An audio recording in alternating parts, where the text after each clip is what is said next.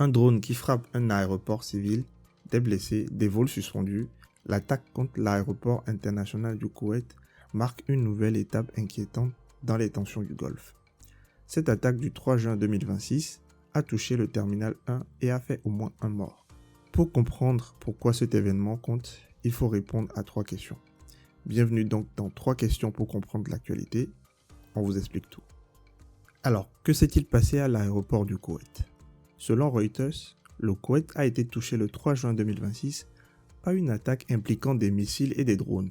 L'un des points les plus sensibles, c'est que l'aéroport international du Koweït a été atteint, notamment le terminal 1. On ne parle donc pas seulement d'un site militaire ou d'une zone isolée.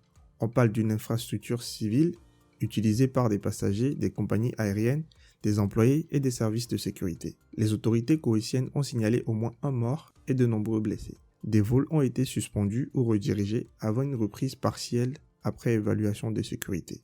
Des images diffusées par l'aviation civile koweïtienne et reprises par Reuters montrent ce qui est présenté comme un drone frappant l'aéroport. Ces images montrent un impact, mais pas toute la chaîne de responsabilité. Ce qui est établi à ce stade, c'est qu'une attaque a touché une infrastructure civile majeure avec des victimes, des dégâts et des perturbations aériennes. Pourquoi le Koweït est-il au cœur des tensions ? Le Koweït se trouve dans une zone stratégique du Golfe. Il est proche de l'Iran, de l'Irak, de l'Arabie Saoudite, de Bahreïn et de routes énergétiques essentielles. C'est une région où les tensions militaires, diplomatiques et économiques sont très fortes. Le pays accueille aussi des intérêts militaires américains. Dans un contexte de tension avec l'Iran, une frappe qui touche le Koweït peut donc être interprétée comme un message régional, mais aussi comme un signal indirect adressé aux États-Unis et à leurs alliés. C'est pour cela que l'aéroport devient un symbole. Ce n'est pas seulement un lieu de transport, c'est une infrastructure qui représente la stabilité, la circulation des personnes et la connexion du pays au reste du monde. Reuters rapporte que les États-Unis ont indiqué que certains missiles iraniens visant le Koweït avaient échoué ou étaient tombés avant leur objectif, tandis que des missiles visant Bahreïn auraient été interceptés. L'Iran a nié ou contesté certains éléments selon les récits disponibles. L'enjeu maintenant, c'est de savoir ce que cette attaque signifie dans une région déjà sous pression. Que peut-il se passer maintenant ? Plusieurs conséquences sont possibles, mais il faut éviter de prédire une escalade automatique. La première conséquence concerne la sécurité aérienne. Après une attaque contre un aéroport civil, les autorités peuvent renforcer la surveillance, les contrôles et les défenses anti-drones et les procédures autour des terminaux et des pistes. La deuxième conséquence est diplomatique.